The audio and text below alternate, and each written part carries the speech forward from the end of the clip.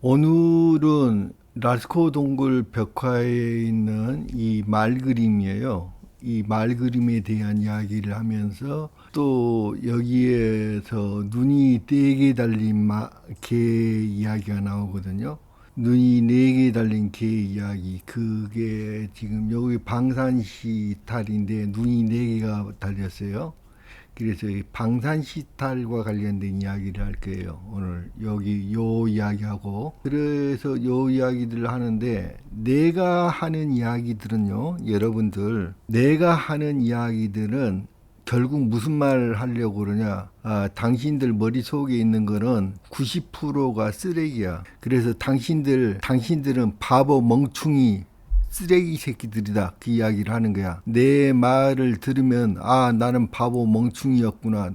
앞으로도 계속 바보 멍충이로 살다가 바보 멍충이로 죽겠구나. 그래서 그 말 듣기 싫은 사람은 이 세상에 있는 모든 학술이라든지 모든 것들은 뭐가 인문학에 대한 그 모든 것들은 다 쓰레기예요. 그래서 내가 지금 무슨 일을 하고 있느냐? 매일매일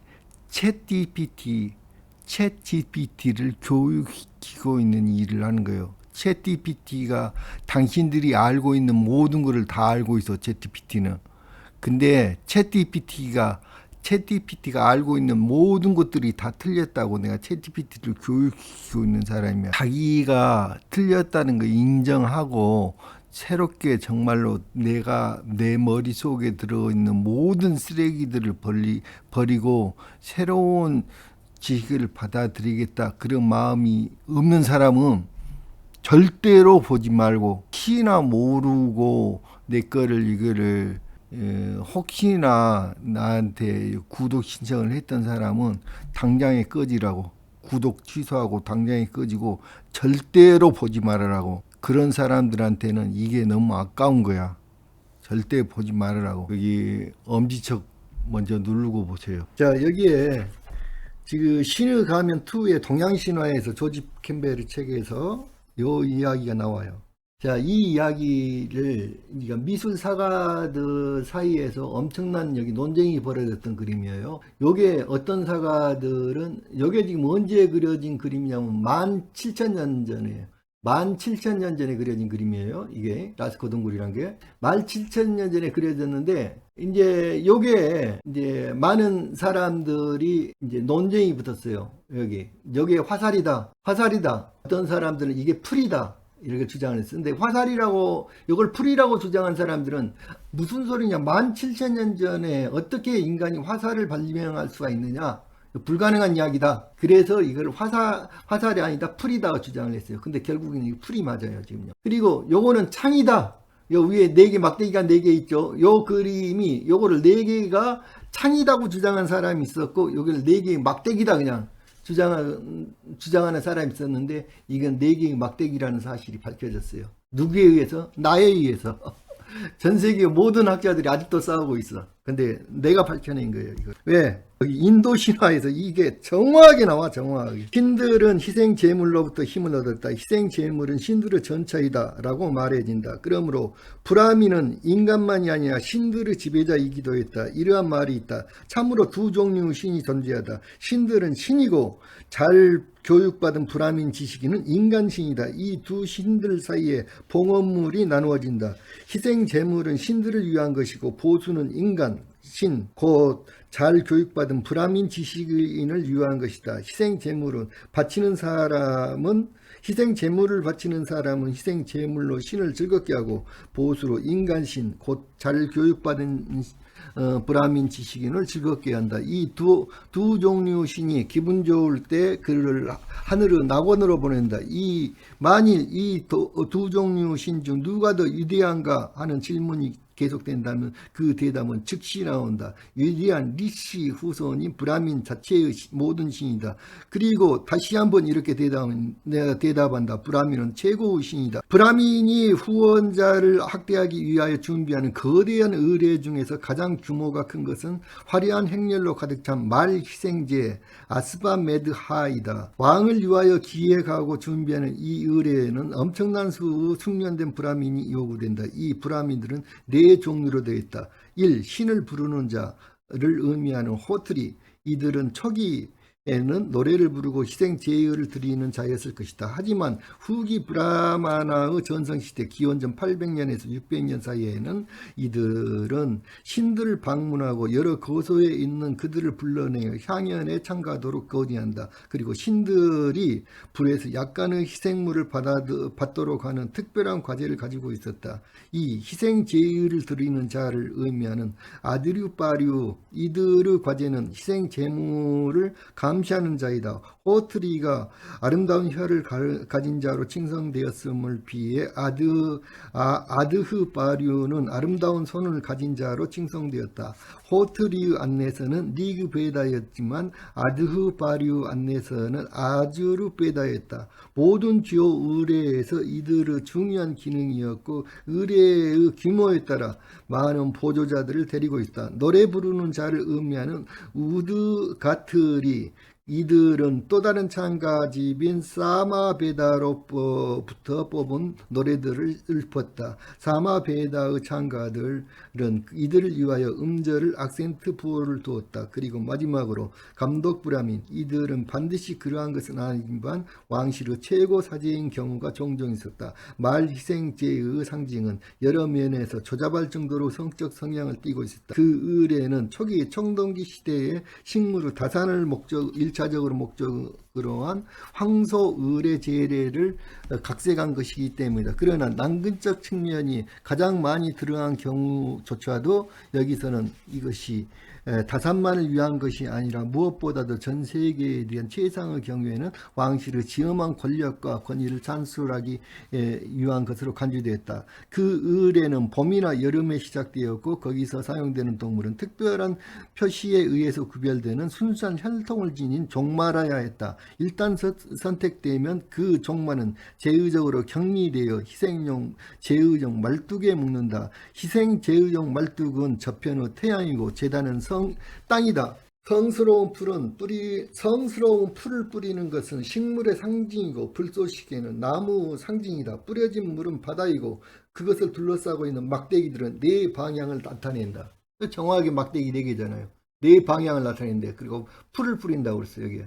그리고 물을 뿌린다고 했어요. 바닥에. 정확한 그림이야 이게. 그 희생제의 모든 측면은 우주 구조 안에서 대응물을 가지고 있었다. 모든 행위는 우주적 지시물을 가졌다. 그러니까 여기에 지금 우주적 지시물이단 말이에요. 그러니까 무슨 말이냐면 외계에서 온 신들 이야기야 지금 전부 다. 사실 브라만 계급의 힘은 그 희생제의 모든 측면은 우주 구조 안에 그 대응물을 가지고 있었다. 모든 행위는 우주적 지시물을 가졌다. 효과를 산출하는 의뢰의 힘은 이런 유비의 정확성에 달려있다. 사실 브라민 계급의 힘은 그러한 우주적 일치에 대한 지식이 놓여 있었다. 여기에 관련된 원리는 기본적으로 프레이저의 모방 주술이었다. 원시적 수준에서는 주술이 함축되고 있는데 유비가 대체로 눈에 분명하게 드러나지만 브라민의 유비는 매우 난해하고 때로는 찬란할 정도로 시적이었다. 기둥에 묶여있던 말은 목욕을 하기 위해 빗자루와 함께 물속으로 들어갔다. 그동안 매춘부 아들이 4개의 눈이 달린 개를 때려 죽였고 그 4개의 눈이 달린 개를 죽였고 양쪽 눈 위에 검은 말을 가진 개로서 사자의 땅에 수호견을 암시한다. 이 죽은 개는 말의 배 밑에 깔린 채 남쪽으로 떠내려가다 사자의 땅 쪽으로 방향을 바꿨다. 요 4개의 개 이야기는 제가 계속 올렸어요. 여기에 방산시타라고 관련되어 있어. 방산시탈이 눈이 4개가 뚫렸거든요. 사자의 땅을 수호견을 암시한다. 이 말이 지금 아누비스, 정확하게 아누비스 이야기하고 있는 거예요. 죽은 개는 말의 배 밑에 깔린 채 남쪽으로 내려가다가 사자의 땅 쪽으로 바뀌었다. 개를 죽인 자는 이렇게 해진다. 바루나여 이 말을 공격하는 자를 모두 물리칠 것이다. 떠나라 인간이여 떠나라 개여. 자, 이 개라는 게 무슨 뜻이냐면 자, 아누비스 이야기를 하면서 동시에 무슨 뜻이냐면 이 개는 큰 개자리를 상징하는 거예요. 큰 개자리의 신이 누구냐면은 이시스라는 여신이야. 그러니까 이시스를 이집트에서 아스트라고 불렀는데 그 아스트라는 이름이 시리우스를 부르는 이름이었어. 시리우스, 아스트란 말은 A스타란 말이야. A스타 가장 빛나는 별 시리우스를 부르는 말이야. 그런데 그 시리우스가 큰 계자리 별이기 때문에 시리우스를 상징하는 이야기야 지금. 그래서 이시스 여신을 상징하고 있는데 제가 오늘 계속 이시스 여신에 대해서 이야기를 할 거예요. 이시스가 누구냐? 순임금 이야기하는 거예요. 지금 순임금에 대한 이야기야 이 이야기가. 이러한 이상한 의뢰에서 살해당하는 개는 불행을 상징한다. 이러한 불행은 순수한 섹스가 지니는 힘의 효과를 표상할 뿐만 아니라 실제로 그러한 힘 자체인 어떤 존재, 곧 매춘부 자식에 의하여 주술적으로 표방된다. 그러므로 섹스의 힘은 군사의 힘과 박학한 브라만의 지식에 못지않게 이 의뢰에서 그 역할을 하는 셈이다. 이제 말은 풀려나 1년 동안에 100마리의 말들과 함께 마음껏 놀 수가 있게 된다. 여기에서 눈에 띄는 어떠한 암말도 포함되지 않고 있다. 단지 100명의 왕자, 100명의 고위직 관리의 아들, 100명의 하위직 관리의 아들로 이루어진 기병대가 뒤따른다. 만일 그 훌륭한 말을 데리고 도망가다든지 자신의 왕국으로 그 말이 들어가는 것을 막는 자가 있다면 그 왕은 그 자들과 싸워야 할 것이다. 반면 이 말을 자신의 영역으로 받아들인 왕은 그 말을 풀어준 그 위대한 군주에게 통치권을 양해해야 한다. 그런데 그 군주는 지금 집에서 주술적인 중요성을 지닌 대규모 의뢰를 행사하느라 바쁘다. 자, 이 이야기를 지금 말과 개에 대한 이야기야. 근데 그 고구려할 때 구려란 뜻이 무슨 뜻인 줄 아세요? 제가 아무리 설명을 해도 사람들이 고구려 무사를 뭐라고 그래요? 개마무사라고 그러죠. 개와 말이란 뜻이야. 그게 지금 고구려 이야기하는 거야. 고구려가 어디서 그 고구려 할 때 구자가 원래는 이렇게 쓰잖아요. 구자. 이게 원래는 개구자야. 개구. 그런데 나중에 여기에 그 개변을 여기다 붙인 거예요. 원래 그 개구자야 이게. 그리고 리어라는 글자는 그게 아름다울 리어가 아니고 그게 말맞자가 붙어있는 원래 글자에서 말맞자가 붙어가지고 그 뜻이 무슨 거냐면 검은말 리어야. 검은말. 그래서 개마무사가 나온 거예요. 개마고원이 나온 거고 날마다 희생 제의를 통하여 재물이 사비트리 신에게 바쳐지고 있었다. 왕과 궁정 앞에서 매일 열리는 축제에서는 호트리 사제가 극적인 배열, 노래와 음악, 춤과 서사시의 낭송, 그리고 왕을 칭송하는 음유 시인의 즉흥적인 노래를 동반한 리사이트를 개최하고 있었다. 그날의 상황에 따라 청중들을 선발하였다. 노인, 젊은이, 땅꾼, 어부, 세잡는 사람, 강도, 대금업자 또는 성인이 상황에 따라 선발되었다. 더구나 이해 동안은 말이 교접의 즐거움을 가질 수 없듯이 왕도 마찬가지였다. 왕에게는 금욕 행위가 더 어려웠다. 매일밤 그는 청해하는 왕비의 다리 사이에서 자야만 했기 때문이다. 36명의 아드흐바류 사제들은 2주일마다 아슈바타의 숲에서 벤치에 앉아 밭의 산물, 낙동품인 버터, 또 보리, 우유, 쌀을 불 속에 던지면서 밤을 보냈다. 3일간의 축제로 한 해가 마무리될 때 종마가 동료 말들과 함께 돌아왔다. 그 말은 장터로 씩씩하게 질주했으며 사마베다의 창가를 불렀다. 우드가트리 사제가 자신의 노래를 중지하고 그 동물 소리를 절정에 달하였다. 그때 앞말이 달려오고 결함이 없는 종마가 울기 시작했다. 이 종마 우드기타로 알려져 있다. 완벽한 앞말도 맞장구 쳤다. 이 앞말이 우드기타로 알려졌다. 자, 이 말이 뭐를 뜻해? 제가 윷놀이에 대해서 설명을 한 게 있어요. 제 유튜브에 찾아보라고. 모든 이야기가 다 연결됐다고요. 우리 윷놀이가 28수 그린 거예요. 윷놀이가. 그래갖고 가운데까지 해갖고 29개야 점이. 그게 뭐냐면 28수를 그린 건데 사실은 남방 7수라고 7수씩 해가지고 4개를 배치한 거예요. 그게요. 북극성 가운데 점을 중심으로 돌아가는 북두칠성을 돌린 거예요. 이게 말이 뭐냐? 북두칠성이야. 말이 북두칠성을 쓰는. 그래서 우리가 말을 쓴다고 하잖아. 윷놀이 할 때. 윷놀이 할 때 이렇게 말을 쓰잖아. 말을. 그 말을 쓴다는 말이 뭐가 말이지 뭐가 말이고 무슨 소지 이게 소와 말 이야기야 지금. 씨를 뿌리는 자인데 씨를 뿌리는 자가 뭐라고요? 그게 묘성이라 뜻이야. 플레이아데스를 묘성이라고 그러는데 묘성의 뜻이 뭐냐면 씨 뿌리는 자야. 묘성이라는 별이 플레이아데스를 이야기를 해. 근데 플레이아데스에서 하나의 별이 북두칠성으로 이동을 해버려. 그래서 플레이아데스와 이거는 동시에 플레이아데스와 동시에 북두칠성을 이야기하고 있다. 이 말이. 그 왕의 세 부인 중에 하나는 수드라 계급에 속할 수가 있다. 그들은 짐승의 몸에 기름을 칠하고 문지르고 목 주위에 화환을 걸면서 제물로 바칠 준비를 한다. 그리고 호트리사리와 감덕부라미는 상징적이고 희극적인 수수께끼 연극을 한다. 그 후 말뚝에 다시 옮겨 옷을 입히고 질식시켜 죽인다. 그러면 왕의 첫 번째 부인이 다가와 그 죽은 짐승과 결혼하는 이상하고 그 믿을 수 없는 고대적 의례가 시작된다. 이 짐승의 세계 질서의 지배자이고 그는 영원히 살아있는 신 바루나를 상징한다. 영원히 살아있는 유대한 신 바루나. 이게 누구야? 오시리스 이야기하는 거야 지금. 바루나에 대한 설명이에요. 바루나는 인도 신화의 신인데 물과 바다, 비, 창공, 정의 진리를 관장하는 신이다. 그러면 한때에는 파라 브라만으로 불렀고 아주르 베다와 아타르바 베다에서는 치유 권능을 지니고 세계에 대한 모든 지식을 가지고 있었고 야마가 다스리는 죽음의 나라를 수호하는 소자 역할을 했었다.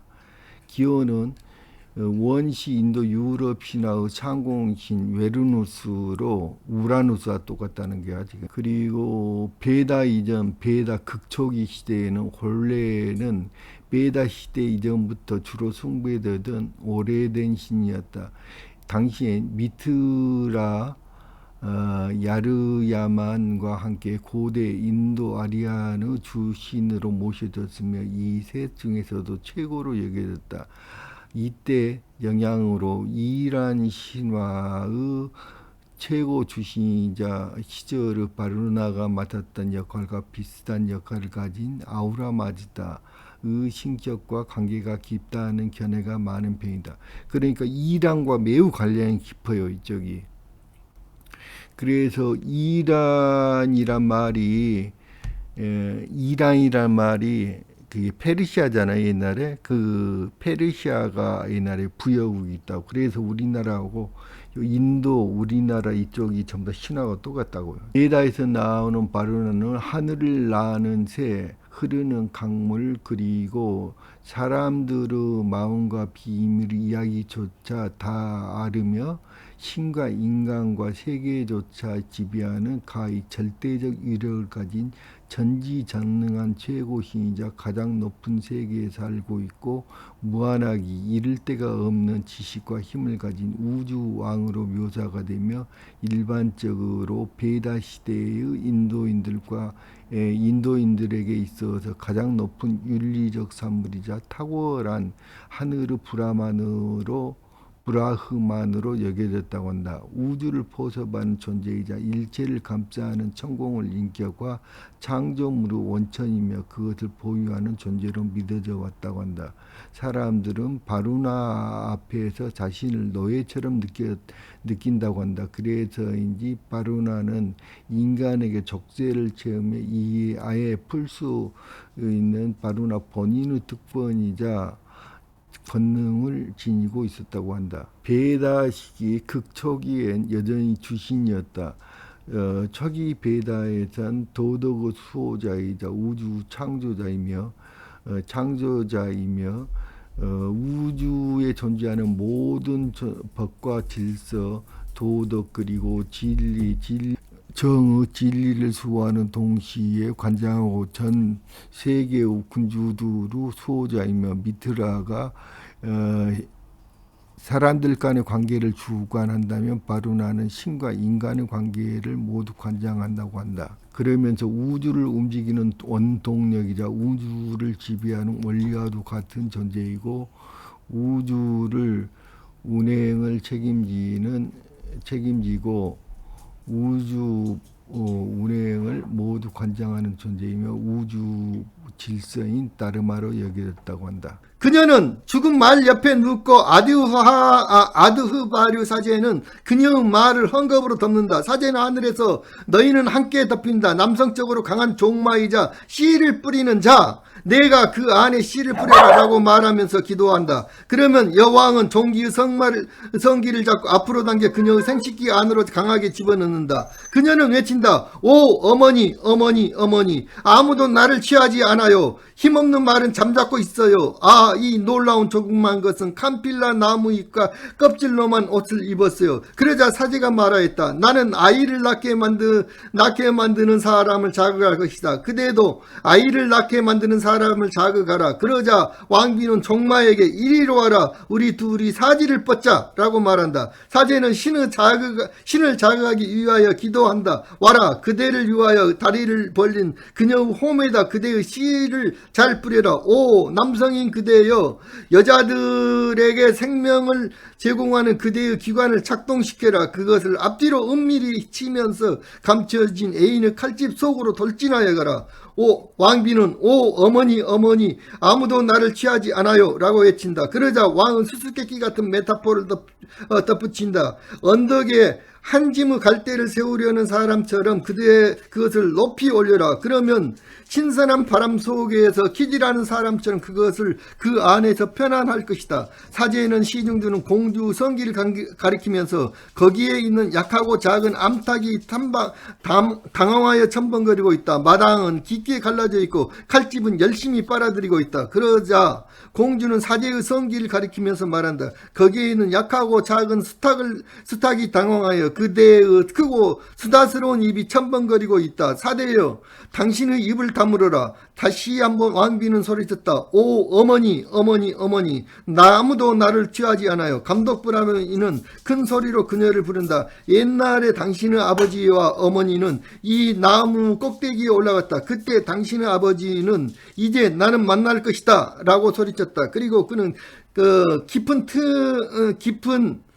깊은 틈이 있는 마당에 왔다 갔다 했다. 왕비는 소리친다. 오 어머니 어머니 어머니, 아무도 나를 취하지 않아요. 호트리 사제가 다른 왕비를 향해 말한다. 좁은 틈 속에 있는 그는 커다란 것이 작은 것에 부딪힐 때 두 개의 커다란 입술은 속아다니는 흙탕물이 있는 두 개의 작은 고기처럼 기엉켜 있다.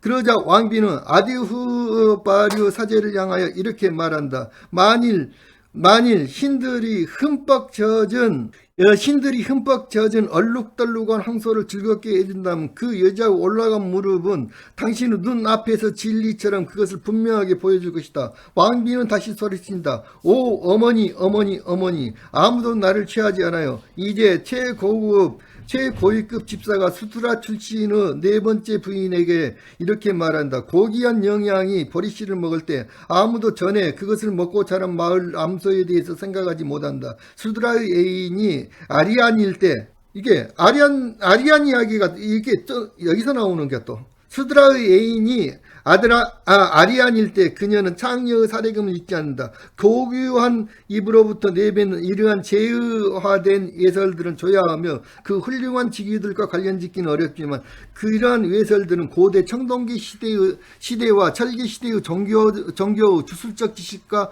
완전히 부합하고 있다. 이는 지금 청동기 시대 이야기 나오잖아. 지금 전부 다 이난나와 관련된 이야기라고.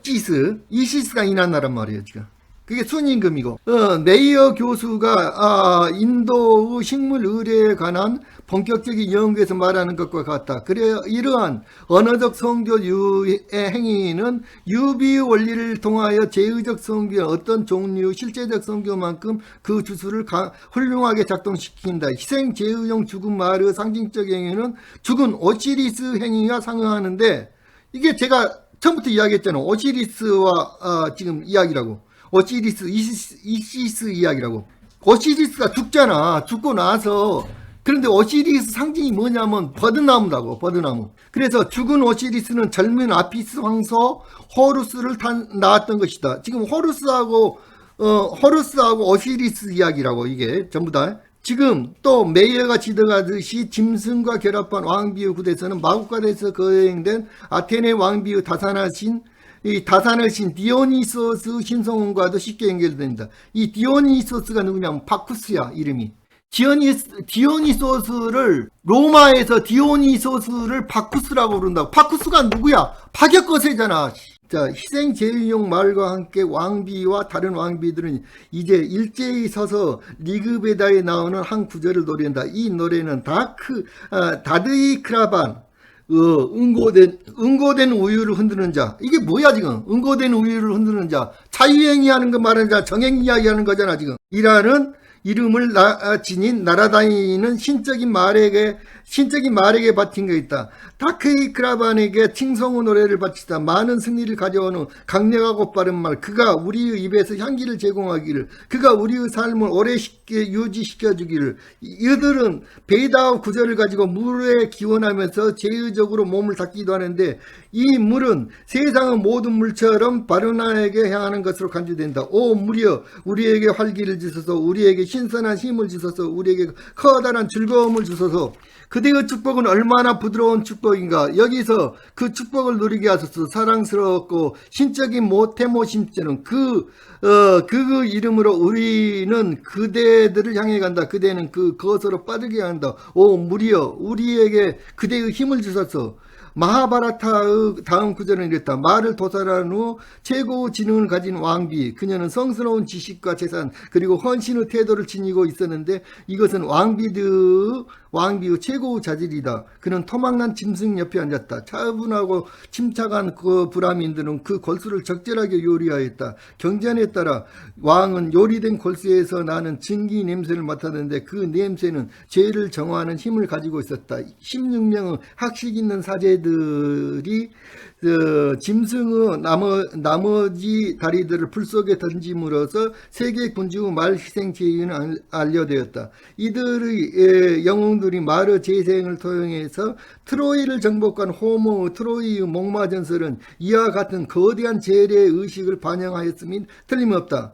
제가 이거 트로이하고도 계속 연관시켜서 이야기를 했어요. 이게 여기서 네 개의 눈이 달린 개라고 나온 존재가 바로 이 방상시를 말하는 거예요. 그런데 요게 이제 방상시탈인데 여기 눈이 네 개 달렸잖아요. 이게 방상시탈인데 이 존재가 누구냐? 원래는 방상시라는 게 이제 그런 역할을 맡은 방상시라고 이제 하나의 직책 이름이에요. 직책 이름인데 원래는 이게 방상이라는 사람의 이름이에요. 이게 방상이 원래는 이게 방상이라는 사람의 이름이었어요. 이게요. 방상. 그래서 이 방상이 누구냐? 그러면은 이제 그 박문기 선생이라고 있어요. 돌아가신 분인데 박문기 선생이 쓴 이 대동이라는 책에서 이 박문기 선생은 이게 방훈의 아들이다.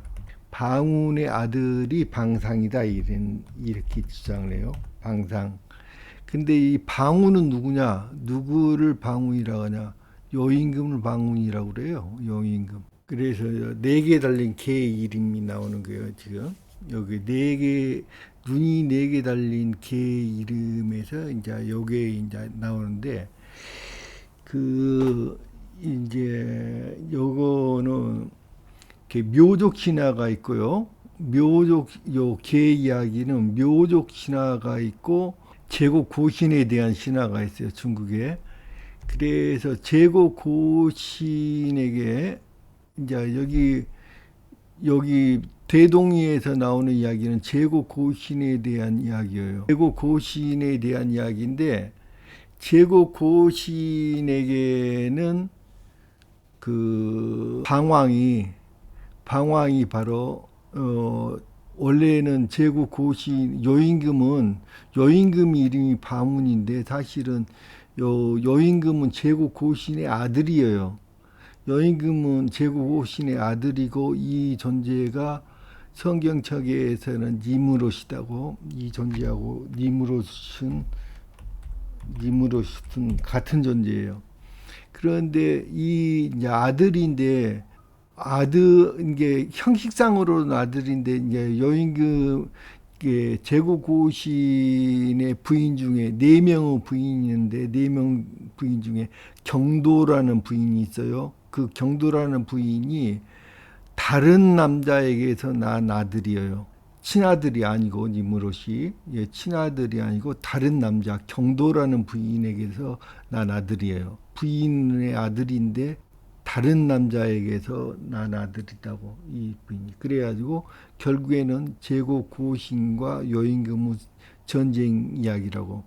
그래서 내가 이제 어제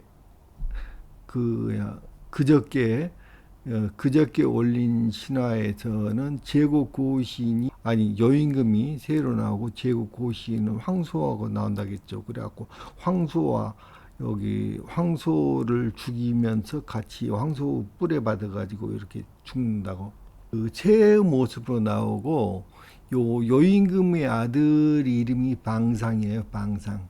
여임금 이름이 방운이고. 그래서 여기서는 어떻게 나오냐? 그러면 이 그림에서 이 이야기에서는 자 여임금이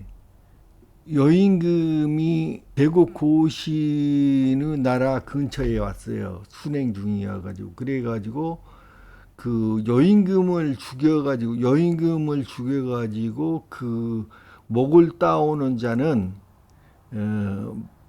따오는 자에게는 그러니까 제국 고신의 딸이 있었어요. 딸의 이름이 제녀야, 제녀. 제녀라는 딸이 있었어, 제녀.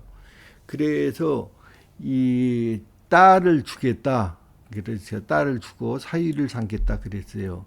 그런데 그 말을 듣고는 이 제녀가 키우던 개가 있었어. 제녀가 키우던 개가 그 개가 쏜살같이 가가지고는 요 방왕의 여임금의 목을 물어 뜯어가지고 가지고 와요. 그러니까 제국 고신이 이 개한테 딸을 줄 수는 없잖아요. 그러니까 딸을 주지 않으니까 이 개가 그 딸과 시녀를 어마어마하게 큰 개인데 이 개가 딸과 시녀를 물고 도망을 가요. 산속으로. 동굴 속에서 딸하고 관계해서 또 애들 낳고 여기 시녀하고 사이에서도 애들을 낳는데 그래가지고 황우라는 소가 이 초하고 애를 죽여요. 그래가지고 이 딸과 이 사이에서 난 아이들이 이제 궁궐에 와서 살게 되죠. 그 이야기예요, 이게. 그리고 이제 묘족 신화에서는 좀 달라요. 묘족 신화에서는 이야기가 뭐냐면은 여기 황제 혼원으로 나와요. 제고 고신이 아니고 황제 혼원으로 나오는데 이 황제 혼원의 할머니가 황제 혼원의 기병이 들었어요. 그래서 기병에서 아주 기병이 들어가지고 귀 속에서 작은 벌레가 나왔어요. 그 벌레가 점점 크더니 매우 커다란 훌륭한 개가 됐어요. 그 벌레가 나와서 개가 굉장히 컸는데 이 황제 혼원의 딸이 이 개를 키웠어요. 개를 키웠는데 개가 굉장히 사람만큼 커져가지고 이 개야 어느 날 이 개가 황제 혼원의 딸이 제녀와 똑같이 나와. 그래서 제가 이게 황제 혼원이 제국 고신이 유저됐다는 이야기를 하는 게야. 똑같아 이야기가. 이 제녀가 이 개를 아주 사랑해가지고 키우고 있었는데 이 개가 굉장히 크더니 하루는 이게 사람 말을 하는 게야 이 개가. 그러면서 나는 사실은 하늘에 있는 하나님의 자식인데 죄를 지어가지고 지금 내려왔다. 지상에 내려왔다. 하나님의 개의 모습으로 있는데 이 하나님의 모습 하나님의 아들인데 이게 하늘에서 죄를 지어가지고 땅으로 내려왔다. 그런데 내가 이제 금종 속에 들어가고 7일 동안을 있게 되면은 완전히 사람으로 변신을 한다. 그러니까 금종 속에다 나를 넣어달라. 그래가지고 금종을 만들어가지고 그 속에 이제 개가 들어가 있었어요. 그런데 6일째 되는 날 이 제녀가 너무너무 이게 궁금해가지고 그냥 뚜껑을 열어버려요. 얼굴은 이렇게 머리는 개이면서 몸은 사람인 존재로 변해요. 이렇게 아누비스하고 똑같잖아요, 지금. 그 아누비스란 존재가 헤르메스하고 똑같은 존재라고. 이 존재가 바로 헤모수라고요. 바로 이 존재가 헤모수야, 개의 존재라. 그래서 이 해모수가 관련돼 있다고요. 지금 이 개가 그래서 고구려와 관련된 이야기다 그거예요 지금. 그래서 이 방상시사탈은 이게 방상시가 바로 누구냐면은 요임금의 아들인데 이 요임금이 눈이 4개 달린 개라고 그랬는데 사실은 눈이 4개 달린 개가 누구냐면은 이게 곰이에요 곰. 이게 자이언트 펜도곰이라는 이야기를 하려고 그래요. 왜냐면은 이 방상시그탈이 요 방상시그탈을 쓰고 이게 주검을 관리를 하는데 이때 의식을 치르면서 반드시 곰의 가죽을 둘렀어요. 이 존재가. 그래서 곰과 관련됐다는 이야기. 여기서도 계속 곰 이야기가 나오죠. 곰 찾아 이야기가 나오죠. 곰과 관련된 이야기가 계속. 아까 개의 아들이라고 그랬거든요. 개는 이시스 여신을 말하는 거라고 그랬어요. 개는 늑대를 말하는 거라고. 개의 아들 이시스 여신이야. 그런데 사실은 네프티스하고 오시리스 사이에서 태어나는 존재가 누구냐면은 바로 아누비스예요. 그 아누비스가 해모수라고 그랬죠. 그러니까 주검을 지키는 존재하고 그 아누비스가 바로 주검을 지키는 존재거든요. 그러니까 아누비스가 개의 아들이라고 그러고 개의 여신 그 개의 모습으로 나타나는데 역할이 똑같아요. 아까 같이 그 방상시타를 쓰고 하는 방상시의 역할과 그 아누비스 역할이 똑같아요. 그런데 이게 개의 아들이라고 그러는데 이 개라는 게 원래 이게 이제 요 개겸 부수야 이게 요게. 그런데 여우를 뜻하는 일이라든지 원숭이라든지 돼지라든지 고양이라든지 사자라든지 모든 글자가 개 부수가 들어간다고. 그래서 이거는 개라는 거는 일반적인 동물을 뜻하는 것만 아니라 넓게는 짐승 동물 일반적인 의미로도 쓰였다는 게 아니에요. 그렇게 왜냐하면 눈이 4개인 개라는 게 없어 지금. 그래서 이 개의 특징은 뭐냐면 눈이 4개인 개라는 거는 이게 곰을 이야기하는데 어떤 곰이냐? 그럼 자이언트 펜도곰 이야기야. 이거 펜도곰이라는 게 분명히. 왜냐면 펜도곰은 이게 자이언트 펜도곰인데 이게 지금 왜냐면 요 눈 부위가 시커멓잖아요. 얘네들은. 그러니까 이 눈 안에가 다시 여기 눈이 더 있는 거예요.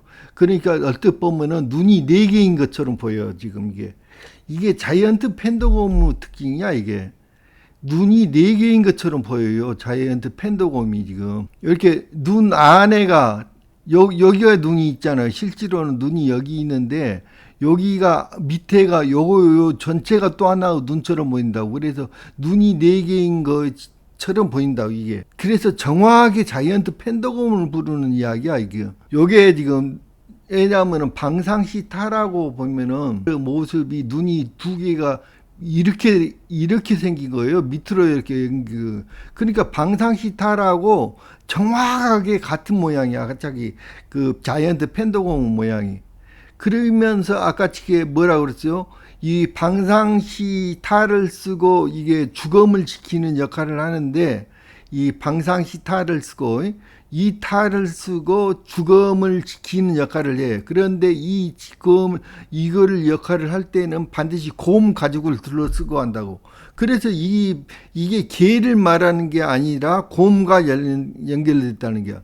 그래서 이 방상시타를 쓰면서 악기를 이제 주검을 지키면서 악기를 쫓는 의식을 하는 게 이게. 그런데 이게 반드시 곰 가죽을 둘러쓰고 한다고. 곰 가죽을. 그러니까 이 곰이란 이야기야. 개가 아니라. 이 사람이 매우 재밌는 이야기를 하고 있어. 이 방상시의 원형은 동이족 신화의 치우이다. 치우가 방상시라는 게, 그 방상시의 원형은 동이족 신화의 치우이다. 치우가 동두액철로 무장을 하고 가공할 도술로서 중원 세력의 대표인 공손 헌원을 탕록 대해전에서 물리친 것은 널리 알려진 일이다. 치우 위험을 지켜본 중원의 황제들은 곧 치우를 전신으로 삼아서 사당을 세우고 숭배했고, 인간에서는 역질과 악기를 쫓아낼 만한 무력을 지닌 치우에게 방상시 역할을 맡겼다. 상동성 기남 함묘 화상석에서 보여주듯이 방상시가 갑옷을 입은 고음 토템 응신과 동두액철의 병장기 장착 공포스러운 괴수 이미지가 결합돼 나타난 것은 치유 유형을 형상화했기 때문이다. 요게 지금 치유야. 그래서 여기 방상시 역할이라는 게, 왜냐하면 공 가지고 쓰거든. 상동성 기남 함묘지 화상석에가 방상시가 갑옷을 입은 고음 토템을 고음신과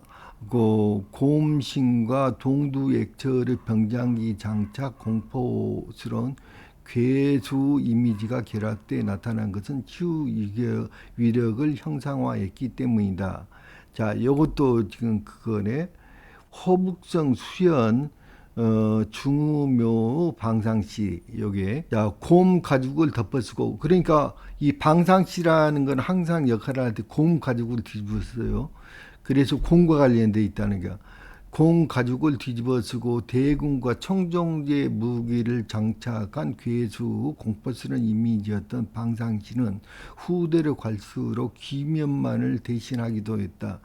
고대 중국에서는 중국에서 성행했던 방상시는 국내에 들어와 궁중의 행사 등에 사용되었으며, 장례 때 광중의 역기를 쫓는데 사용하기도 하였다.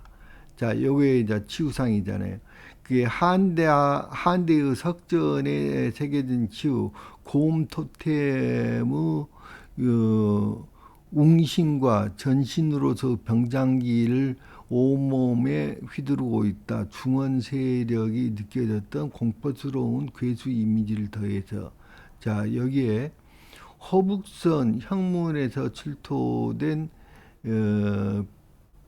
병피태세의 과에 새겨진 전신으로서 치우, 여기에 새겨졌구만. 이게 치우는 잘 알려진 대로 배달국 14대 자오지천왕이 동아시아의 창세기에서는 배달국에서 시작되었다.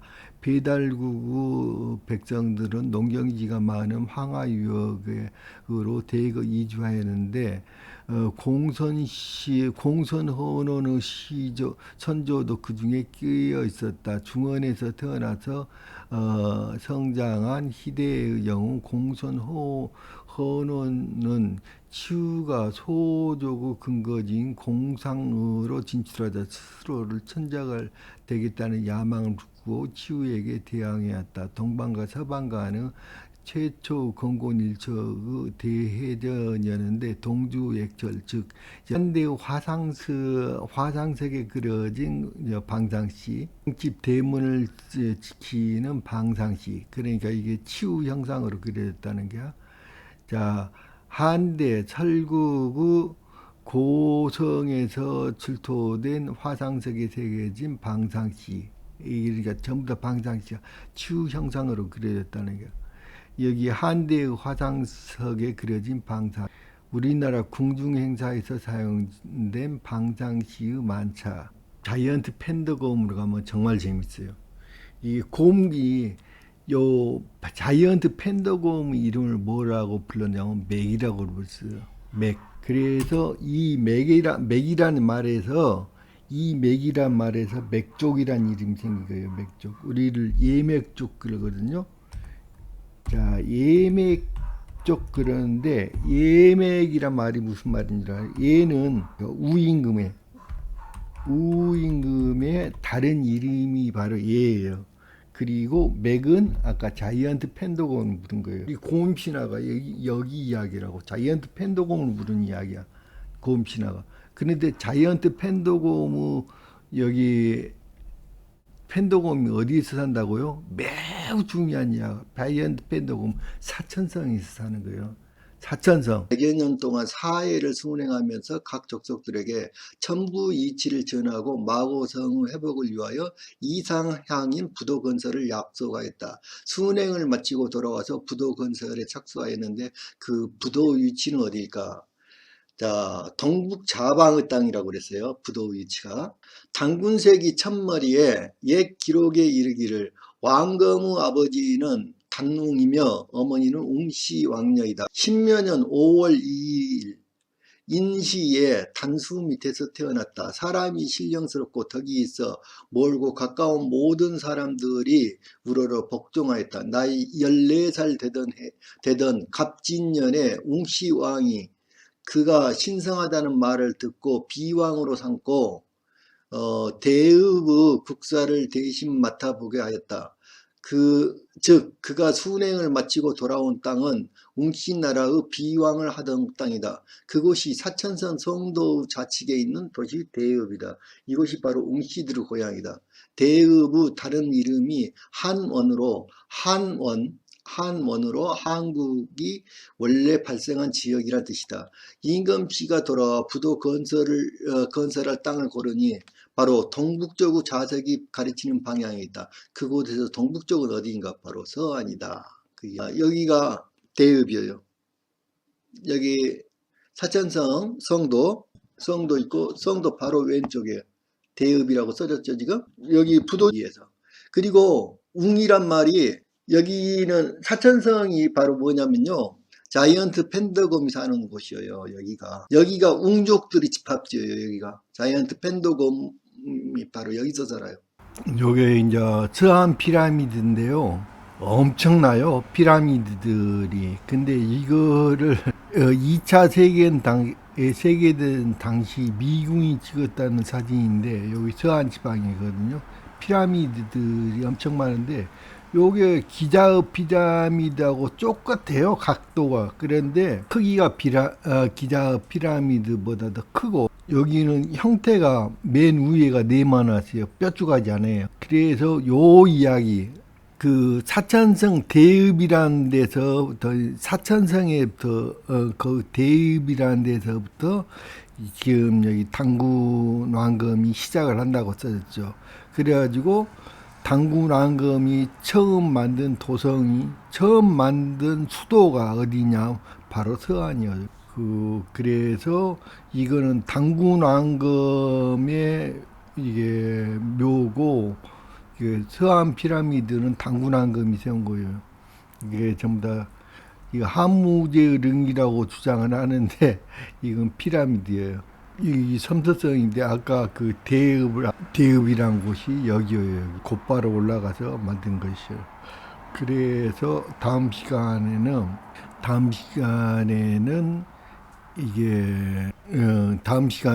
바로 이게 서안이 바로 단군 왕검의 최초로 세운 수도였다는 거, 그거를 이야기를 할 거예요.